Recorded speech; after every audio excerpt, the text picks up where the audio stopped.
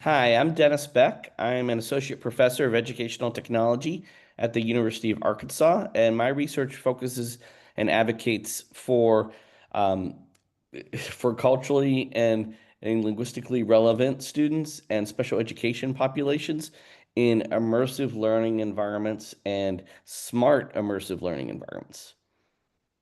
I'm Scott Warren. I'm a professor of learning technologies at the University of North Texas, and my research focuses on ethically implementing digital transformation or technology integration by evaluating a number of different factors with different technologies to make sure that it can work in K-12 settings, higher ed, and corporate.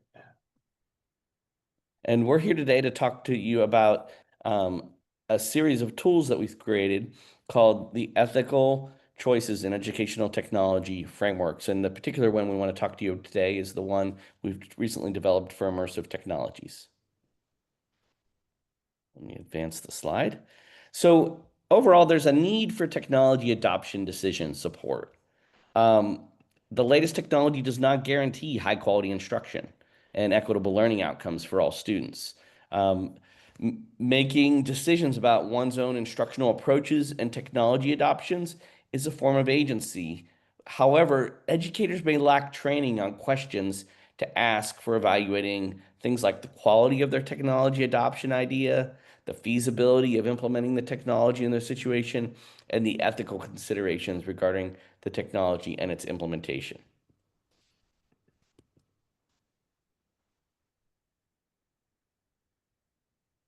Over A the little bit about the background and history of the ethical choices with educational technology framework.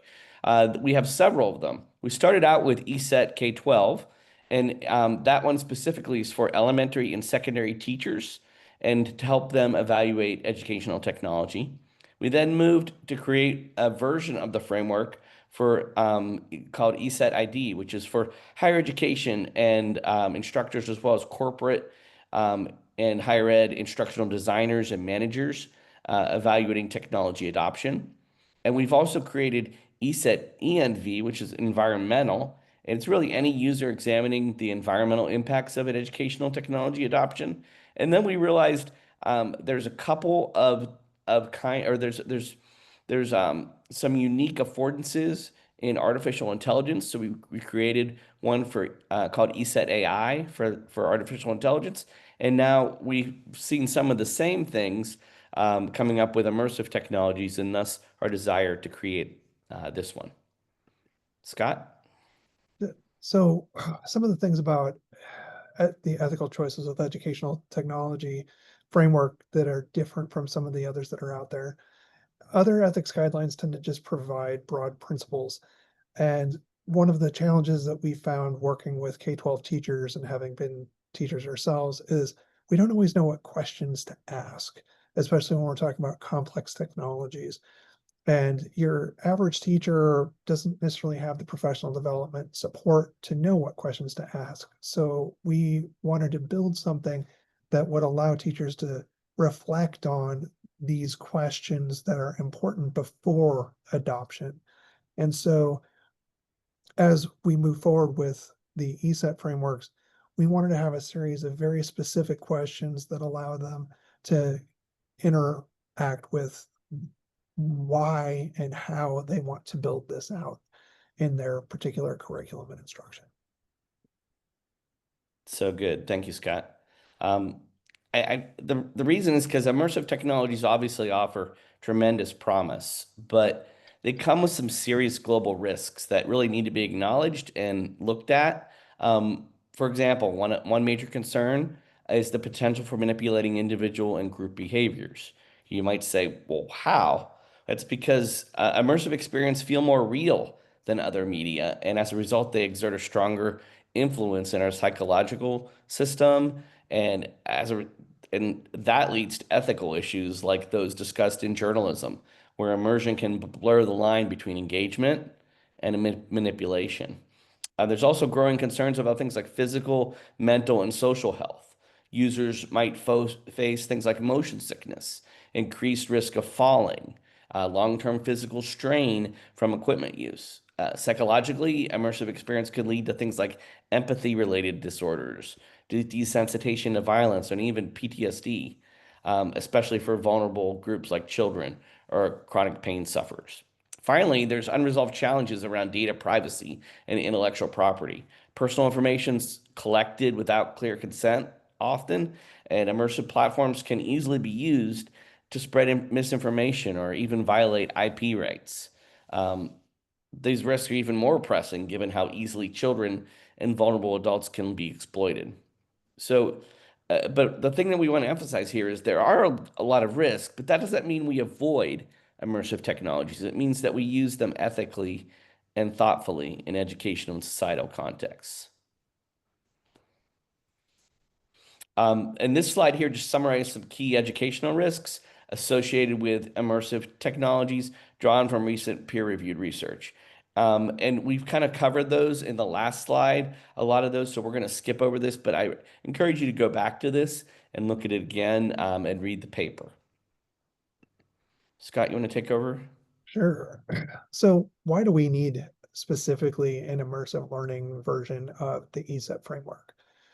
First, we know that there's been widespread adoption of immersive technologies. Uh, Back to late 2004, Second Life was a big push after things like Active Worlds and other tools.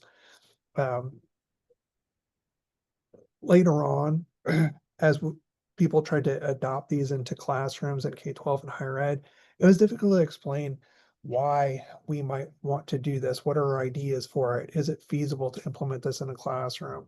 And then what are the ethical concerns about using immersive learning so that teachers who may want to do this can explain to administrators in their institutions why this is a valuable tool.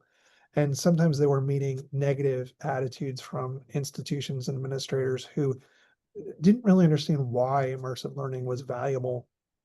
And the teachers themselves couldn't really explain, here's my idea for how I'm going to do this. And here's how it's feasible and works with the technologies we have and how it's going to benefit students. And then here's why it's ethical to do this and what the benefits are expected to be for the students and that beneficence perspective.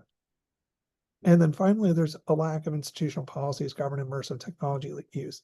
It tends to be a very haphazard affair in terms of evaluating whether or not to implement these in this space. So as a decision support tool, ECET Immersive is meant to help those that want to implement immersive technologies in K-12, higher ed, or corporate settings better explain what they want to do, how they want to do it, its feasibility, and to ensure that it's ethically implemented. All right, this is the next slide. And this is the immersive development process that I'm going to discuss just very quickly. We really wanted to ensure that it could adequately evaluate immersive technologies. So we began by reviewing different globally recognized ethical and analytical frameworks. We looked at European Union framework, we looked at UNESCO, IEEE, and then we also looked at several from the literature that were well cited, like the Kantian Ethical Framework for Social VR, one called E3XR, Skolmosky's Framework on Ethical Issues in Educational VR, and a few others. And we systematically compared their principles and questions to the existing ESET structure. And when we found a gap, because there's obviously going to be gaps in any framework. It was where an issue from one of these sources wasn't addressed by ESET. We asked three questions. The first was, is the issue within the scope of ESET? If it wasn't, we just kind of skipped over it. The second question is, where does it best fit in the framework? So if that first question was yes, it's within the scope, then we ask, where does it best fit the framework? And then third, can we create a clear, actionable guiding question that educators could use? And that's really important because there's a lot of frameworks out there that look very, very nice, but they don't provide an actionable guiding question for educators and often leave teachers feeling like, this sounds great, but I don't know how to use it. We didn't want to stop there though, because we wanted to conduct a full pestle analysis. That's what it's known as, looking at ESET through 6 macro level systems and 4 meso level learner perspectives. And that really helped us to ensure the framework was robust, future ready, and responsive to the complexities of immersive tech in real classrooms. Um, and here's a little bit about the pestle analysis. You want to talk about that, Scott? So with the pestle analysis, it tends to look at things like the political system in which the immersive technology is going to be used. Is it possible to use this under the current constraints, especially today with a lot of the political issues related to higher education and K-12 schools? What is possible to implement under the legal frameworks that teachers are trying to implement technology in was an important consideration. The educational system itself has its own sets of constraints and affordances that need to be considered in terms of how and where we're going to implement this. Is it possible to do in the current system with the financial supports, the technological supports within that space that might need to be purchased in order to do this? The pedagogical components, can we fit that in there? The other educational technologies that it has to interface with. There's a number of complexities with that educational component that had to be evaluated, including how do we assess learning? The social components are also necessary to examine because a lot of the immersive spaces can be fairly dynamic, and how the broader society is depicted in that space needs to be considered when we're doing an adoption, and is it appropriate for where we're trying to implement it. The technological systems themselves offer a number of difficulties that have to be considered, including, is the technology even going to be available a year or 2 years or 3 years from now if we go into adoption? For example, HoloLens was recently cut by Microsoft after it had been adopted by a very large number of medical schools across the country for doing simulation. What are our options now? So in that adoption, you need to be able to look to see if there's technological persistence. Can it work the other systems within a school where it has to be implemented? Is it possible to teach people to adopt these easily? Um, and then we have the linguistic sets. A lot of the time, these things are developed in a way where it can be difficult to understand how to use them. It doesn't necessarily interface with curriculum well. And so we have to study it from that perspective. Um, and then environmentally, is there an impact, positive or negative, in terms of using this? Can I use it in my current physical environment? Do I have the space to even implement it? I'm sitting next door to somebody who has 250 Meta goggles in a room that's big enough for the use of one right now. So do I really need to adopt that many different units, or can I settle for 1, 2, 3 and be able to use it? But also, what happens to the units when they get done from that perspective on the environment? Are they recyclable? What are the impacts of it on the environment if these things have to be broken down or tossed into the landfill? There are a number of different things that we have to get to. And that ties back into the ethical and contextual space where these tools are going to be used. So in this instance, a lot of these are also being adapted to immersive and AI technologies as AI is further integrated into immersive learning. So we wanted the framework to be able to consider in its revisions going forward what needs to change from that pestle analysis, because it's not just a one-shot thing. As immersive learning tools change 2 years from now, 3 years from now, 5 years from now, our framework itself has to change as well, and what needs to be considered from that macro level. And the whole goal, as Dennis said, is to ensure that holistic future-ready evaluation. So we're not building the framework for today, but for tomorrow, for next year, for 10 years from now, so that it can continue to evolve. Thank you.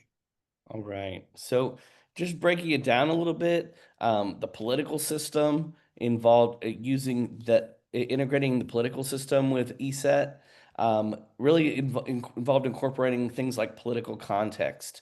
It looks beyond classroom utility, considers things like regulatory and governance environment.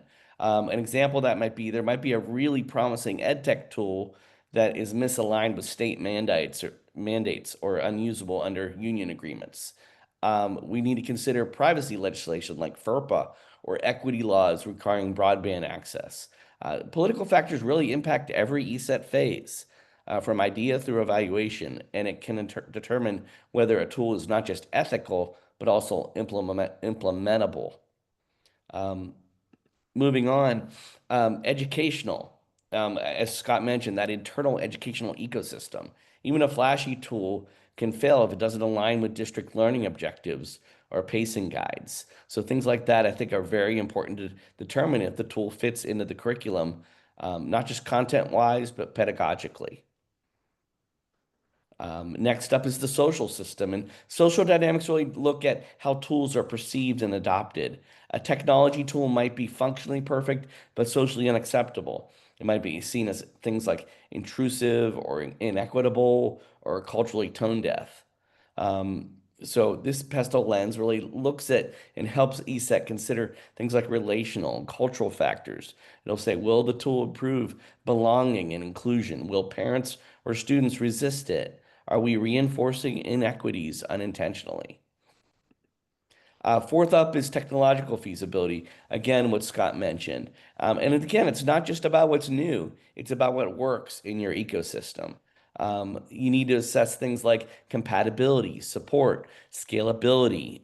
Ask, will the tool require massive bandwidth? Is it AI powered but unintelligible to staff?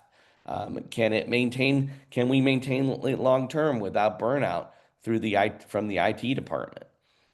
Those are good questions to ask. Um, and then linguistic. You can see there, linguistic looks at things like clarity of instruction. Does it use plain language and does it have multilingual access? Localization, language equity, in particular dealing with translation, things like screen readers, closed captioning, and those other things as well. Um, and that brings us to our last one, which is environmental, which really is probably one of the most important. But I think it's important here to stress that it's not, like Scott said, it's not just about the planet. It's about where and how learning happens. A tool that requires constant streaming may not work in rural schools. Some tools might be easy to break or generate excessive e-waste, like Scott also mentioned. And so environmental lens brings things like sustainability and access equity to the forefront. All right. So, Scott, you want to take over here? Sure. So in terms of integrating the 6 pestle components, we originally started with the ECET AI structure, which has been reviewed and tested heavily with multiple users through a number of iterations. So we knew that that structure was an effective layout for what we were trying to do. It's a simpler structure than, say, ECET K-12 or ECET ID, and we're able to then take that and take the 6 components of pestle and map them into the ECET phases, which was important to us to be able to make sure that there was consistency in terms of how we applied it. We will likely go back to ECET AI and apply a pestle analysis in the future to update that one, but that one's currently under review and we don't want to mess with it right now. From there, we looked at where are these interactions in the systems that we're trying to figure out what an immersive learning system ties back into. So over here on the left, we have the environmental systems, the social systems that are part of the constraints. The environmental would largely tie into the temporal component. Those social systems are the normative. How do we implement these? What are the expectations in a society of how immersive learning tools are used, including how do we design from that perspective for individual users or groups of users. On the top, we have the political and technology systems that are also constrained or supporting, and those tie back into human agency in many instances. Sorry, my glasses need to be replaced and I'm having trouble reading right now.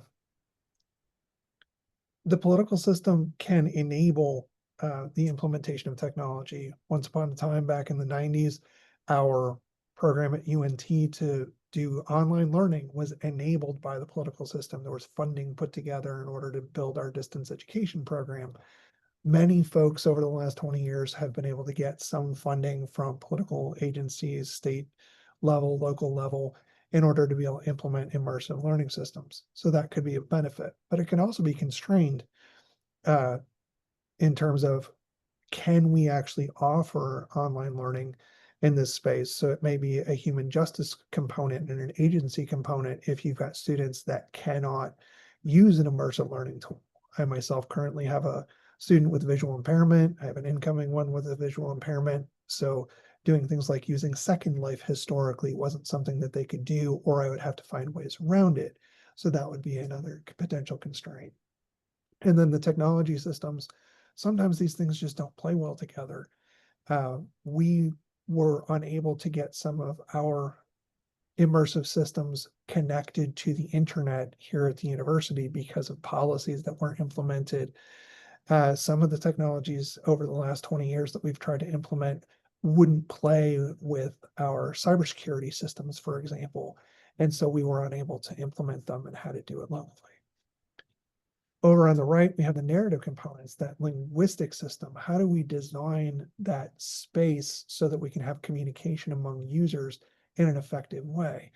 One of the things that we had challenges with years ago, for those of you that remember Quest Atlantis, we had students in Singapore and students in the United States. We had a temporal issue, but then we also had a linguistic issue because our American students struggled to understand some of the students in Singapore and vice versa.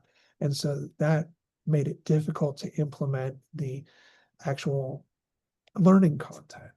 So that's another challenge. And then the educational system, even just implementing these things at a level of 2 or 3 implementations of, say, an immersive learning game, if you don't have the right server support.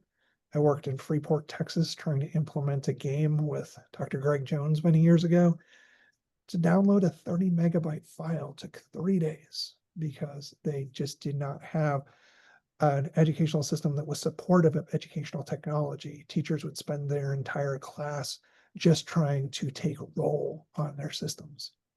So in the educational system, we have to make sure that the technology is supported in that space. We also have to make sure that there's time to do it, because another issue is the educational system designed in such a way where I can spend an hour in a virtual world space with students and actually have some learning outcomes that are beneficial from the affordances of the tool.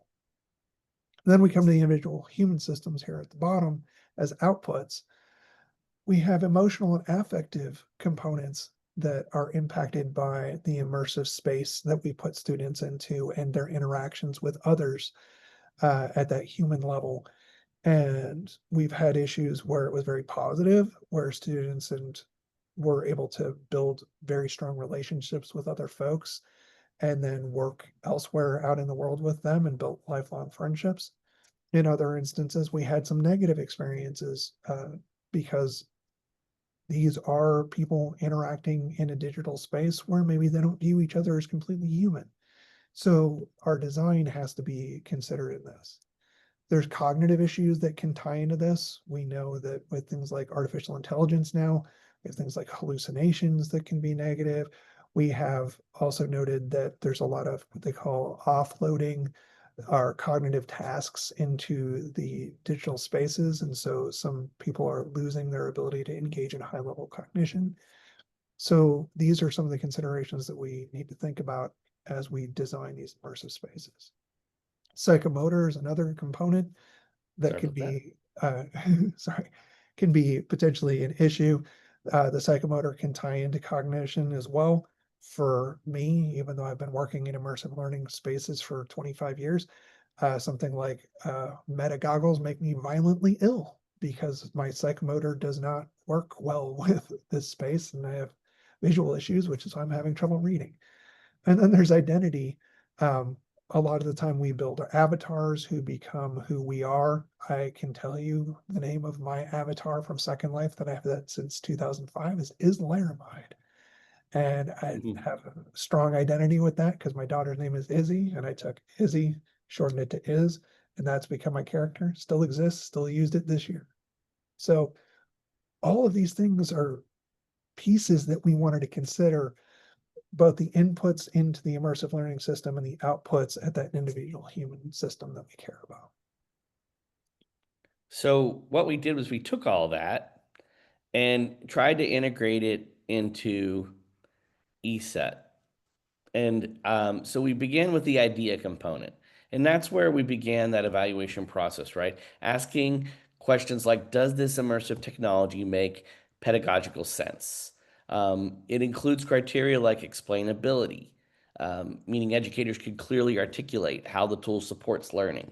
Transparency and trustworthiness comes next. Can we trust the vendor's claims, and do we understand the tool's requirements? It also needs to be educationally useful and effective. Does it actually help meet learning objectives within instructional time?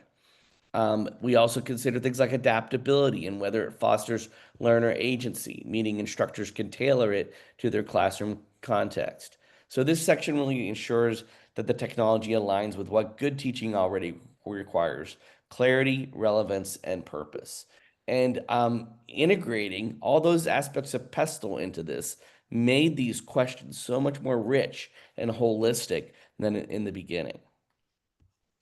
So moving on, the feasibility component next. That was where we examined whether the immersive tool can be practically and equitably used.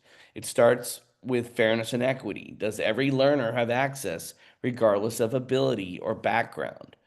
Then we assess things like usability and supportability. Is it intuitive, and is training readily available? Safety and reliability are essential as well. Um, if the tool poses physical risks or doesn't work within instructional systems, that's a deal breaker.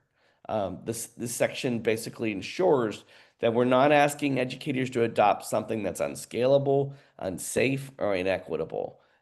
So, because even the best design tool won't succeed if it's impossible to implement responsibly. Next section up is the ethics component. And that really confronts those deeper questions, right? Should we use this technology at all? Considering things like accountability, is the vendor trustworthy? Does the tool allow for ethical measurement of learning outcomes? Local adaptation is clear here too, in that you need to ensure the tool respects local context and doesn't impose a one size fits all approach. We look at access and quality, time efficiency, harm prevention. Does it protect learners' well-being and data? So it really this section really helps educators to act as gatekeepers for what truly belongs in the classroom. All right. This is a link to ECET's IM form live. Because this is a recording, we're not going to go to it because we just showed you the form. But in the live presentation, you'll have an opportunity. We'll go there and we'll take a look at it together. Um, what's up next? Well, we're continuing qualitative validation and quantitative validation of the various tools that we have. Qualitative evaluation or validation involves focus group feedback on the principles and questions, revision based on that feedback, think aloud protocol use, testing the evaluation by users in higher ed, and publishing these results, of course, with revised principles and questions. We are in the process of publishing a revised ECET AI as Creative Commons license for use and developing a website application for open use. And we're working on right now that UX usability testing with the site and app. And we're continuing research with users for future improvement, looking at with K-12 teachers, corporate users, and emerging technologies. In particular, we're looking for large populations, large groups of students, not students, sorry, teachers, corporate users, and developers, as well as instructional designers to test the tools with. Um, that's pretty much it. Scott, did you want to comment? Nope. Just appreciate everybody's time today, taking a look at this, and hopefully we can work with you all in the future and have you help us test it. Great. Do